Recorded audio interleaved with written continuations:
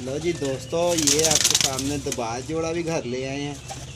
इंशाल्लाह इंशाल्लाह बहुत ही मज़ेदार शौक भी होगा, ये एंजॉय भी होगा।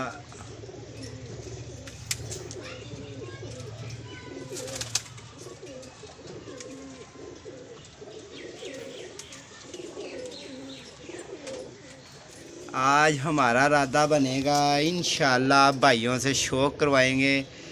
कौन से कबूतरों का? चपड़े कबूतरों का। तो दोस्तों बहुत ही मज़ेदार चपड़े कबूतर होंगे इंशाल्लाह ताला।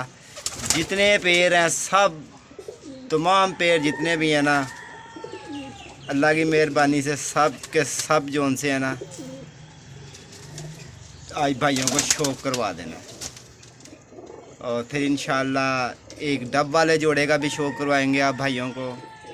और एक वो सामने जोड़ा बैठा हुआ, इसका भी आपको शौक करवाएंगे।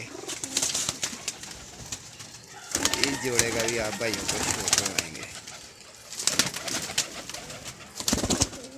फिर उसके बाद आप भाइयों को शौक करवाएंगे इस कबूतर का,